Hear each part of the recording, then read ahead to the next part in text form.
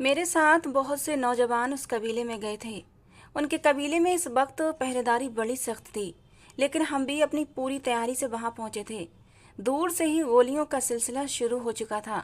हम सब लोगों के सरों पर खून उतरा हुआ था, इसलिए हमने अंधाधुंध गोलियां चला दी थीं। वहां खड़े जितने भी नौजवान थे, सब के सब हमारी बंदूकों से ढेर हो गए थे। हमारी जीपें अब उस कबीले के अंदर दाखिल हो चुकी थीं। सामने ही बड़े से घर को कुमकुमों से सजाया गया था, जहां हैदर शाह की बेटी की शादी थी। शादी आने बज रहे थे। हमारी की जाने वाली फायरिंग से उन्हें लगा कि बारात के आने का संदेशा आया है। हम लोग उस घर के अंदर जाकर गए और अपनी बंदूकें गेट के सामने खड़े गार्ड पर तान कर फायरिंग शुरू कर दी। वो गार्ड भी जमीन पर ढेर हो चुके थे। बड़े धड़ल्ले से हम लोग वहां दाखिल हो गए थे। सामने ही स्टेज पर दुल्हन और बहुत सी औरतें बैठी हुई थीं। मर्द लोग भी मौजूद थे। हम 20 से 25 आदमी थे और सभी असले के साथ वहां पहुंचे थे। उनके मर्दों की रंगत हमें देख कर उड़ी थी। मेरी नज़र सामने स्टेज पर उठी। वो लड़की जो दुल्हन थी, लंबा सा घूंघट निकाले बैठी थी। मैं उसी तरफ जाने लगा। मुझे देखकर जमाल के होश उड़े थे, क्योंकि हम सब लोग उनके लोगों को मार कर यहाँ तक पहुंचे थे, जिनको उसने हमसे हिफाजत के लिए खड़ा किया था। गुस्से से हम सभी पागल थे, क्योंकि जो ज्यादती वहां से की गई थी वो कोई छोटी ना थी, और मैं अपने कबीले के सरदार का बेटा होने के नाते इस कबीले से बदला पूरा पूरा लेना चाहता था। मैंने बंदूक तानी और वहां पर पहुंच गया जहां पर जमाल शाह की भतीजी दुल्हन बनी बैठी थी। मुझे वहां तक पहुंचता देखकर सब लड़के मेरे पास आ गए। मैंने कहा, मैं यहाँ पर इज्जत का बदला इज्जत से लेने आया हूँ, और इस लड़की को मैं लेकर जाऊंगा। तुम लोगों के उन चूहों को मैंने अपनी गोली से भून कर ढेर कर दिया है, जो तुम लोगों ने पहरेदारी के लिए खड़े किए थे। अगर मुझे रोकने की कोशिश की तो मैं तुम लोगों को भी भून कर रख दूंगा, और इस लड़की को अपने साथ तब भी लेकर जाऊंगा। अगर मेरी गोली से मरना नहीं चाहते तो पीछे हट जाओ। हैदर शाह और जमाल शाह दोनों वहां पहुंच चुके थे। कहने लगे, तुम्हारे कबीले के एक आदमी ने हमारी लड़की को भगाया था और उसे शहर ले जाकर उसके साथ शादी रचाई थी। हमने उसी का बदला लिया था। किस्सा खत्म हो चुका है। तुम्हारे कबीले के लड़के ने हमारी लड़की भगाई, शहर ले गया। हम नहीं जानते अब वो कहाँ है, लेकिन सुनने में आया है उस लड़की को लेकर वो दूसरे देश जा चुका है। वो तो हमारे हाथों से बच निकला, लेकिन हमारी भी गैरत को ये बात गवारा नहीं थी। हमने जो कुछ किया है बदले में किया है, और अब बदला पूरा हो चुका है। मैंने कहा, तुम झूठ बोल रहे हो। हमारे कबीले से विदेश जाने वाले लड़के ने तुम्हारी लड़की को भगाया नहीं था, उसके साथ ज्यादती भी नहीं की थी। वो दोनों प्यार करते थे और अपनी मर्जी से भागे थे।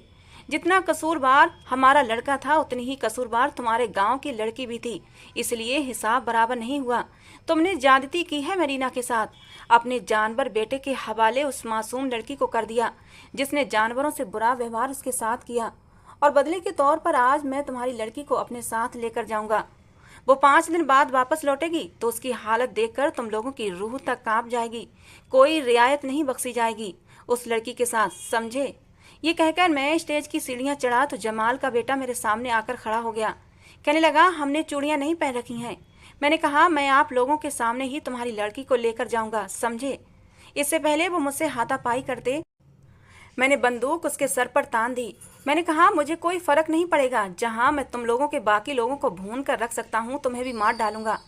ये सुनना था कि उसकी पत्नी रोते हुए मेरे पास आ गई। कहने लगी, मेरे शौहर को कुछ मत करना, मेरे छोटे छोटे बच्चे हैं। मैंने पैर से उसे ठोकर मारी थी। जमाल और हैदर भी वहां पहुंच चुके थे। रंगत उनकी भी उड़ी हुई थी। हम 25 नौजवान थे और सबके हाथों में बंदूकें थीं। हम सबकी आंखों में खून उतरा हुआ था। वो जानते थे उन्होंने जो कुछ भी किया है, बदले में यहाँ खून की होली खेली जाएगी। जमाल ने अपने बेटे को पीछे किया था। कहने लगा कि मैं अपनी भतीजी की खातिर अपने बेटे को कुर्बान नहीं कर सकता। ये कहकर उसने अपने बेटे को पीछे धक्का दिया था। स्टेज अब खाली था। वो लड़की फौरन से खड़ी हो गई, अपना घूंघट भी उलट दिया। लड़की थी या हुस्न की मलिका थी। इतनी हसीन लड़की मैंने अब तक अपनी जिंदगी में नहीं देखी थी। मैं तो अपनी आंखें झपकाना भूल गया था।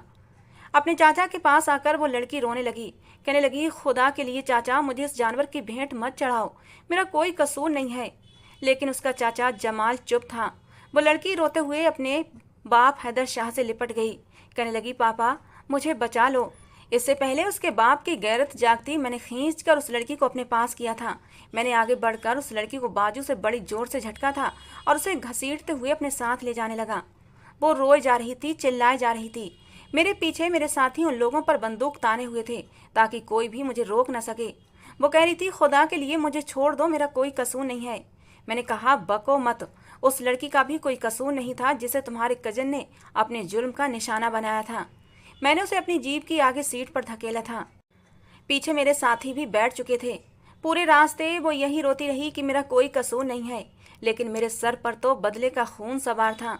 मैंने उसकी सिसकियों को नज़रअंदाज किया, गाड़ी सीधी अपनी हवेली के सामने खड़ी की, उसका हाथ पकड़कर उसे घर के अंदर लाकर बड़ी बेदर्दी से अंदर धकेला था, जहां मेरे बाबा साईं हॉल के चक्कर काट रहे थे और मेरा इंतजार कर रहे थे। मैंने उस लड़की को उनके पैरों में जाकर फेंका था। मैंने कहा, बाबा साईं, ले आया हूँ इसे। मेरे बाप ने बड़े गुस्से से उस लड़की को देखा था।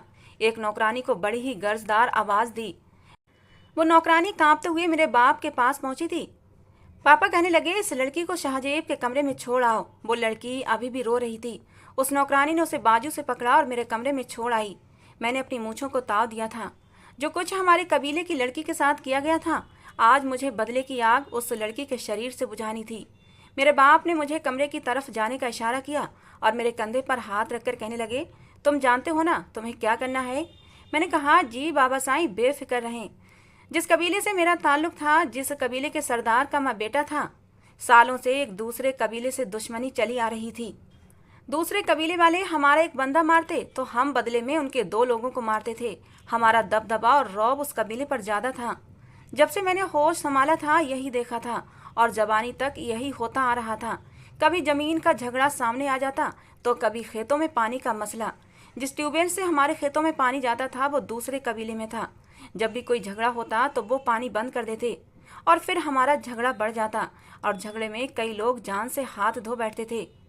कई बार हम उनके खेतों में आग भी लगा चुके थे और वो भी बदले में हमारे खेतों को तबाह कर देते। ऐसे ही हमारी दुश्मनी समय के साथ साथ बढ़ती ही जा रही थी। लेकिन एक हादसे ने तो हमारे होश उड़ा के रख दिए थे, जब मेरे एक दोस्त ने दुश्मन कबीले की एक लड़की से मोहब्बत की और उसे भगाकर दूसरे देश ले गया। लेकिन मैं नहीं जानता था वो हमारे कबीले की एक लड़की को जुल्म का निशाना बना लेंगे, क्योंकि अब तक जितने भी झगड़े हुए थे वो सिर्फ मर्दों के बीच हुए थे। कभी किसी औरत की तरफ ना उन्होंने आंख उठाई थी और ना ही हमने। हालांकि ये काम हमारे लिए हमारी नाक के नीचे हुआ था। हमें मालूम नहीं था कि हमारे कबीले का लड़का ऐसी हरकत भी कर सकता है। हमने इस बात की दूसरे कबीले से माफ़ी भी मांगी थी और ये भी कहा था कि इस काम में लड़की भी बराबर की कसूरवार है, अब बात को यहीं पर रफा दफा कर दो। लेकिन उन लोगों ने जिस लड़की के साथ जुल्म किया वो मेरे बाप के वफादार नौकर की बेटी थी। उस आदमी ने अपनी सारी उम्र मेरे बाप की वफादारी और गुलामी में गुजारी थी। उसकी बेटी शहर पढ़ने जाती थी और बस से उतार कर जमाल उसे अपने घर ले गया था और अपने बेटे के हवाले कर दिया। 3 दिनों तक उस लड़के ने हमारे कबीले की लड़की के साथ ज्यादती की थी, उसके साथ हैवानों वाला सलूक किया था और बाद में हमारी हवेली के दरवाजे के बाहर फेंक कर अपनी जीत दिखाई थी। और ये सब देखकर हमें आग सी लग गई थी। मामला हमारी गैरत पर आ गया था कि हवेली के वफादार नौकर की बेटी की इज्जत हमारी वजह से बर्बाद हो गई थी। हालांकि हमारा उस लड़के से कोई ताल्लुक न था जो कि दुश्मन कबीले की लड़की को भगाकर ले गया था, लेकिन उस लड़की मरीना के साथ जो कुछ भी किया गया था बहुत गलत किया गया था। वो बेचारी दिमागी मरीज बन चुकी थी। किसी भी मर्द को देखती तो चीखने चिल्लाने लगती, यहाँ तक कि अपने बाप और भाई को भी देखकर रोने लगती थी। चीख चीख कर कहती, मेरे पास मत आओ। हमारा वो नौकर तो यूं हो गया था कि जैसे जीते जी मर चुका था। उसको ऐसे मौके पर हम लोग अकेला नहीं छोड़ सकते थे, इसलिए मैंने भी उस लड़की पर हाथ डाला था जो जमाल की सगी भतीजी थी। उसके गांव की आम से लड़की होती तो शायद उसे इतना फर्क नहीं पड़ता, अपनी भतीजी का उसे फर्क जरूर पड़ना था। मैं बड़े गुस्से में कमरे में दाखिल हुआ था। वो लड़की बेड पर बैठी हुई थी और रोए जा रही थी। मैंने कमरे का दरवाजा बड़ी जोर से बंद किया था और दरवाजे के बंद होने की इतनी तेज आवाज सुनकर वो लड़की कांप कर रह गई थी। डर के मारे खड़ी हो गई। मुझे देखकर कई कदम पीछे हटी थी। मेरे चेहरे पर एक मुस्कुराहट फैल गई थी। मैं उसके पास गया, उसे दुपट्टे समेत उसके सर के बालों को पकड़कर उसका चेहरा बिल्कुल अपने चेहरे के करीब किया था। उसने दोनों हाथ मेरे सीने पर रखकर मुझे धकेलने की कोशिश की थी। मैंने कहा, डर लग रहा है न मुझसे? उसने अपनी नजरें झुकाई थीं। मैंने कहा, लड़की मेरी आंखों में देखो, मेरी आंखों में आंखें डालकर मुझसे बात करो।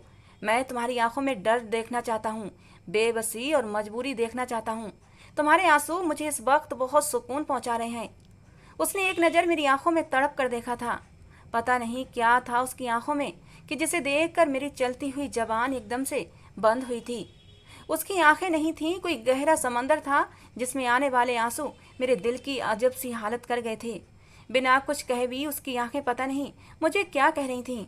जैसे जैसे मैं उसकी आंखों में देख रहा था, मेरा दिल मेरे बस से बाहर होने लगा था। पहली बार दिल की धड़कनें मैं अपनी कानों में इतनी तेज सुन रहा था। एकदम पता नहीं मुझे क्या हुआ था कि मैंने उसके सर के बालों को छोड़ा था और उससे 2 कदम पीछे हट गया था। मेरे दिल की धड़कनें तेज होने लगी थीं। वो लड़की जबान से तो कुछ नहीं कह रही थी, लेकिन उसकी आंखें जो कुछ मुझसे कह रही थीं उसे बयां करने के लिए मेरे पास लफ्ज नहीं थे। कुछ देर के लिए मैं बेड पर जाकर बैठ गया। वो अब भी अपनी जगह पर खड़ी थी, दुल्हन के लिबास में अपने हुस्न के साथ कयामत ढा रही थी। होना तो ये चाहिए था कि मैं उसे देखकर अपने बेकाबू होते जज्बातों को और भी भड़काता और उसे अपने जुनून, अपनी हवस का निशाना बना लेता। इसी काम के लिए तो मुझे कमरे में भेजा गया था और मुझे यही करना था, उससे बदला लेना था। वो अपनी तमाम तर खूबसूरती के साथ मेरे सामने थी। अब यह भी नहीं था कि उसे देखकर मेरे जज्बात ठंडे पड़े थे, ऐसा नहीं था। उसे देखकर तो ये चाहता कि बिना समय गवाए उसे नोच खाऊं, लेकिन उसकी आंखों में झिलमिलाते आंसुओं ने तो मेरे अंदर किसी और ही जज्बे को जन्म दिया था और उस जज्बे को मैं समझ नहीं पा रहा था। कुछ देर तक मैं अपना फूला हुआ सांस बाहर करने की कोशिश करता रहा। बार बार मरीना का चेहरा अपनी आंखों के सामने लाने लगा ताकि मुझे गुस्सा आए। गुस्से में मैं वो सब कुछ कर बैठूं जिसके लिए मैं इस कमरे में आया था। इसे मारूं, इसका दुपट्टा नोच कर फेंक दूं, इसके कपड़ों को फाड़ डालूं और उसके साथ वो सब कुछ करूं जो मरीना के साथ हुआ था। लेकिन मुझे अपना आप बेकाबू लग रहा था। मुझे गुस्सा ही नहीं आ रहा था, मेरे अंदर का जानवर जाग ही नहीं रहा था। शायद वजह यह थी कि मैंने आज तक कभी किसी लड़की के साथ ऐसा कुछ किया ही नहीं था। बेशक मैं सरदार का बेटा था, लेकिन मेरे बाप ने कभी भी हमारी परवरिश ऐसी नहीं की थी कि हम औरतों के साथ अय्याशियां करते। और कबीले के बीच पहले कभी औरत आई ही नहीं थी, पहली बार आई थी। मैंने सोचा जो काम मैंने आज तक नहीं किया उसे करने के लिए शायद मुझे अपने होश खोने पड़ेंगे। कभी कभी जब हम यार दोस्त मिलकर बैठते थे तो आपस में ही थोड़ी बहुत शराब पी लिया करते थे, लेकिन वो भी इतनी नहीं कि होशो हवास को खो बैठें। लेकिन अभी मुझे ज़रूरत थी, मुझे नशे की सख्त ज़रूरत थी कि शायद नशे में मेरे अंदर का जानवर जाग उठे। मैंने अपनी अलमारी खोली, उसमें से कुछ बोतलें शराब की मैंने छुपा कर रखी हुई थीं।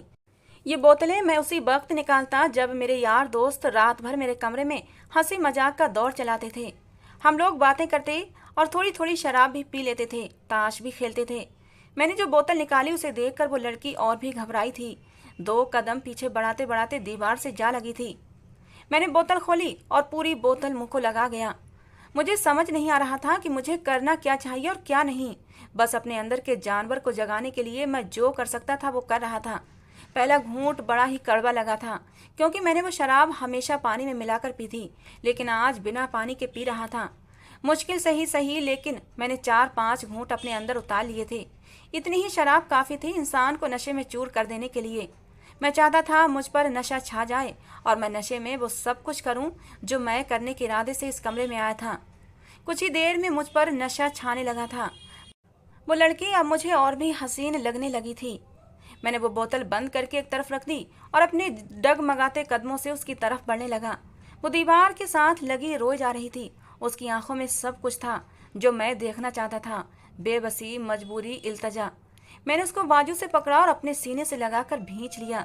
इससे पहले मैं बेखुदी में आगे बढ़ता, गोलियों की आवाज़ों ने मेरे होश उड़ाए थे। मैं बुरी तरह से चौंक कर उस लड़की से पीछे हटा था। मैंने उस लड़की को खुद से अलग किया। मेरे कमरे का दरवाज़ा तभी जोर जोर से बजने लगा। मैं नशे में चूर था, बड़ी मुश्किल से कमरे के दरवाजे तक पहुंचा था। दरवाज़ा खोला, मेरी आंखें नशे की वजह से बंद हो रही थीं। सामने मेरा बड़ा भाई खड़ा था। कहने लगा, इस लड़की के कबीले वालों ने हमारी हवेली पर हमला कर दिया है। मैंने हैरत का इजहार किया था। मैंने कहा, क्या मतलब? कहने लगा, इस लड़की के घर वालों ने दूसरे कबीले के साथ मिलकर हम पर हमला कर दिया है। इस लड़की के कबीले वाले तो हमारे सामने कुछ भी नहीं, लेकिन दूसरा कबीला बहुत ही ताकतवर और बहुत ही रसूख वाला है और उस लड़की के कबीले के सबसे बड़े हिमायती भी हैं। उस कबीले को जब पता चला कि हम उनकी लड़की भगा लाए हैं, उठा लाए हैं, तो वो कबीला इस लड़की के कबीले के साथ हो गया है और हमारे कबीले के अंदर दाखिल हो गया है। हमारी हवेली को उन लोगों ने चारों तरफ से घेर भी लिया है। कह रहे हैं लड़की को वापस भेजो वरना जान से मार डालेंगे। मैंने कहा, ऐसे कैसे दे दें लड़की? लड़की को वापस नहीं दे सकते। चलो मैं आता हूँ। मैं तो शराब पी के अब पछता रहा था, क्योंकि शराब का नशा मुझ पर हावी होने लगा था। मेरा भाई वहां से गया तो वो लड़की मेरे पास आ गई। कहने लगी, मैं बहुत मोहब्बत करती हूँ अपने मंगेतर से, खुदा के लिए मुझे जाने दो, मैं तुम्हारे आगे हाथ जोड़ती हूँ। जो जुल्म मेरे चाचा ने उस लड़की के साथ किया था, मैंने उस जुल्म के खिलाफ आवाज उठाई थी। मेरा विश्वास करो, मैंने चाचा को बहुत रोका था। मैं सच कह रही हूँ, मुझे उस लड़की के साथ की गुजरने वाली ज्यादती का दुख है। मैं कसम खाकर कहती हूँ, और मैं जो कह रही हूँ सच कह रही हूँ। बस मुझे अपनी नफरत और अपने बदले का निशाना मत बनाओ। इस झगड़े को यहीं खत्म कर दो। मेरा मंगेतर भी मुझसे मोहब्बत करता है। अगर तुम गोली चलाना जानते हो तो वो भी जानता है। जिंदा वो भी नहीं छोड़ेगा, मार डालेगा तुम लोगों को। मुझे उस लड़की की बात सुनकर एकदम से गुस्सा आने लगा। मैंने कहा, अच्छा वो मारेगा तो मैं क्या चुप रहूंगा? अगर उसे तुमसे इतनी ही मोहब्बत थी तो उसने तुम्हारे अलावा किसी दूसरी लड़की को हाथ भी कैसे लगाया? कैसे कैसे उसके अंदर का जानवर जाग गया? अगर वो दूसरी लड़की के साथ हैवानियत बरत सकता है तो वो तुम्हें कैसे छोड़ देगा? तुम पागल हो जो ऐसे जानवर लड़के से मोहब्बत करती हो। मैं तुम्हारे मंगेतर का मुंह तोड़ना भी जानता हूँ। मुझे वैसे भी तुम्हारे साथ जिंदगी नहीं गुजारनी, सिर्फ बदला लेना है तुमसे। तुम यहाँ पर सिर्फ तब तक हो जब तक मैं तुमसे बदला नहीं ले लेता। मैं तुम्हें छोड़ूंगा नहीं, चाहे तुम्हारा मंगेतर मर जाए या फिर मैं मर जाऊं, लेकिन बदला लिए बगैर नहीं छोड़ूंगा। ये कहकर मैंने उसे पीछे धकेला था और कमरे से बाहर जाकर दरवाजा लॉक कर दिया। बाहर फायरिंग की आवाजें आ रही थीं। उनमें से एक आदमी चिल्लाकर कह रहा था कि लड़की हमारे हवाले कर दो, क्योंकि वो हमारी अमानत है। हम लोग अपनी लड़की को वापस लिए बगैर नहीं जाएंगे। मैंने अपनी बंदूक पकड़ी और बाहर जाने लगा। मेरे बाबा साईं लॉन्ज में खड़े थे। मुझे गुस्से में देखकर कहने लगे, अभी रुक जाओ, मैंने पुलिस को फोन कर दिया है। अभी देखो लोगों के साथ क्या होता है। मैंने कहा, बाबा साईं आप क्यों पुलिस को बीच में लाने की कोशिश कर रहे हैं? ये हम कबीलों की लड़ाई है। आज मैं उनका मुंह तोड़ कर ही वापस आऊंगा। वो मेरी आंखों में देखने लगे, कहने लगे, इस वक्त तुम होश में नहीं हो, ठीक से चल भी नहीं पा रहे और उनसे मुकाबला करोगे? मैंने कहा, शेर नशे में भी हो तब भी शेर ही होता है। मैंने आपसे बुजदिली नहीं सीखी है बाबा साईं, इसलिए मेरा रास्ता मत रोकिए। मैं अभी बात कर ही रहा था कि पुलिस के सायरन मुझे सुनाई देने लगे थे। बहुत सारी पुलिस की जीप वहां पहुंच चुकी थीं और फिर शोर शराबा होने लगा। मेरे बाबा और बड़े भाई दोनों ही बाहर जा चुके थे। मैं भी उनके पीछे चला गया। पुलिस उन लोगों को गिरफ्तार करके जीप में डाल रही थी, जिसमें उस लड़की का मंगेतर भी शामिल था। वो पुलिस वालों को धमकी दे रहा था, कह रहा था, तुम्हें ये कदम बड़ा ही भारी पड़ने वाला है। ये मत भूलो कि हम लोगों के हाथ भी बहुत ऊपर तक हैं और हमने भी कच्ची गोलियां नहीं खेली हैं। मैं लड़खड़ाते कदमों से उस लड़के के सामने जाकर खड़ा हो गया। वो मुझे गुस्से से देखने लगा। मेरा जी तो चाह रहा था अभी के अभी इसका मुंह तोड़ दूं। ये वही दरिंदा था जिसने मरीना के साथ हैवानियत बरती थी, लेकिन पुलिस वालों ने उसे पकड़ रखा था। मैंने कहा, बहुत मोहब्बत है तुम्हें उस लड़की से। मोहब्बत ही तुम्हें यहाँ तक खींच कर लाई है ना, लेकिन वो तुम्हें यूं ही नहीं मिलेगी। मेरे बदले की आग बुझाकर ही वो तुम्हारे पास आएगी। मेरा ये कहना था कि उस लड़के ने मेरा गिरेबान पकड़ लिया। कहने लगा, उसे छूना भी मत, जिंदा नहीं छोड़ूंगा तुम्हें। मैंने उसका हाथ अपने गिरेबान से छुड़ाकर पीछे झटका था। मैंने कहा, दूसरे की लड़की की इज्जत पर हाथ डालते तुम्हें गैरत नहीं जागी थी? अपनी मंगेतर के लिए अब जाग रही है। तुम 3 दिनों से पहले पुलिस से छूट कर बाहर नहीं आओगे और मैं 3 दिनों में उस लड़की को बर्बाद करके रख दूंगा। वो तुम्हें तब मिलेगी जब मैं उसे इस्तेमाल कर चुका हूँगा। मैं भी तो देखूं सरदार का बेटा कैसे मेरी उतरन पहनता है। मेरा ये कहना था कि वो गुस्से से पागल होने लगा। कहने लगा, जान से मार डालूंगा तुम्हें। मैंने इंस्पेक्टर से कहा, जाओ लेकर जाओ इसे, और ध्यान रखना 3 दिन से पहले ये जेल से बाहर नहीं आना चाहिए। इंस्पेक्टर कहने लगा, बेफिक्र रहें, 3 दिन तक ये लोग बाहर नहीं आ सकते। वो लड़का चिल्लाए जा रहा था और मैं हंस रहा था। मामला रफा दफा हो चुका था। मेरे पापा को मुझ पर गर्व होने लगा। कहने लगे, शाहजेब मैं बहुत खुश हूँ कि मैंने एक शेर को पैदा किया है। जब तक तुम हो मेरा सीना हमेशा सब कबीलों के सरदारों के सामने चौड़ा ही रहेगा। मैंने कहा, बाबा साईं मैं आपके हुक्म का गुलाम हूँ, जैसा आप चाहेंगे वैसा ही होगा। जब मैं कमरे में आया तो वो अब भी बेतहाशा रो रही थी। कहने लगी, तुम इंसान नहीं हो, जल्लाद हो। ये कहकर वो मेरे पास आई, मेरा गिरेबान पकड़ने लगी। कहने लगी, मैं उससे मोहब्बत करती हूँ, तुम्हें समझ क्यों नहीं आता? खुदा के लिए मुझे छोड़ दो। तुम्हें अपना बदला ही पूरा करना है ना, तो जाओ जमाल की बेटी के साथ करो। मुझे क्यों यहाँ लाए हो? जमाल की बेटी भी मेरी ही उम्र की है। तुम्हारे कबीले की लड़की की इज्जत जमाल ने ही खराब करवाई थी, बदला उसी की बेटी से लो, मुझसे क्यों ले रहे हो? मैंने कहा कि तुम मुझे पसंद आ गई हो, इसलिए बदला भी तुमसे ही लूंगा, समझी? तुम्हारे हुस्न ने मुझे पागल कर दिया है। अब मुझे फर्क नहीं पड़ता बर्बाद होने वाली तुम हो या फिर जमाल की बेटी हो। तुम एक ही खानदान से हो। मैं उसे बताना चाहता हूँ कि हमारे गुलाम की बेटी की इज्जत उसके खानदान की लड़की से ज्यादा कीमती है, कि हमने अपने गुलाम की बेटी के बदले में सरदार खानदान की बेटी चुनी है, जो कि उसकी बहू भी बनने वाली थी। ये कहकर मैंने उसे बेड पर धकेला था। मैं खुद नशे से बेतहाशा चूर हो रहा था और इस वक्त अपने होश खोने लगा था। मैं एकदम बेड पर गिरने के अंदाज में ढह गया था। वो लड़की एकदम पीछे हट गई थी, लेकिन मुझ पर इस कदर नशा छाने लगा था कि मैं होश की दुनिया से बेगाना हो चुका था। जब मुझे होश आया तो मेरा सर बहुत भारी हो रहा था। मैंने देखा वो लड़की सोफे पर शादी के जोड़े में बैठी हुई थी, शायद सो चुकी थी।